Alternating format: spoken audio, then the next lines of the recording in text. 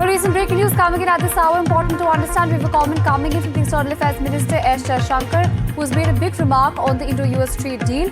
Important to understand that the External Affairs Minister has said in our court that it will not necessarily agree on everything. Apart from this, he's also gone on to say that we are wedded to our strategic, in fact, economy. Important comment coming in from the External Affairs Minister Jaishankar, where he's gone on to say that India is doing its own calculations. Let's also listen in to what the External Affairs Minister had to say.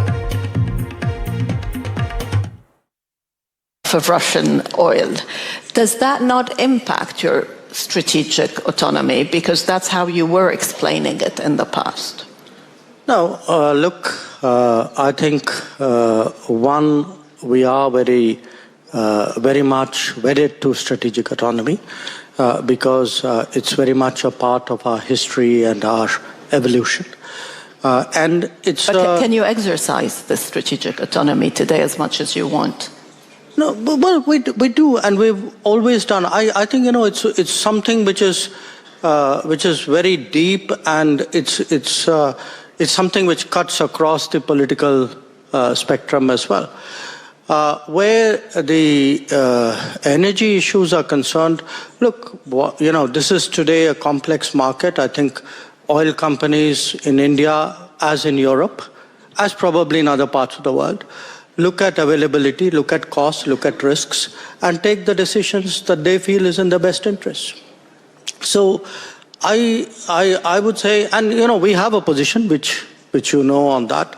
So I don't want to rehash the polemics of that. I think that phase has passed. Today, when coming to Munich, very honestly, I'm kind of coming here in the afterglow of an India-EU FTA and a very successful visit of Chancellor Merz. So I would rather, look, we are not in 22, we are not in 23, we are not even in 25. So many things are changing, and so many of us are doing our calculations and recalculations.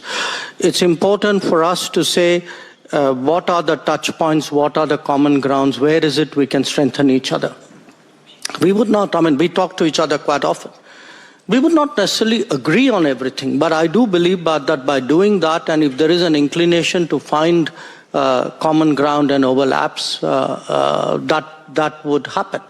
But if the bottom line of your question is, would I remain independent-minded and make my decisions, and would I make choices which sometimes may not agree with your thinking or his thinking or somebody else's thinking out there? Yes, it can happen.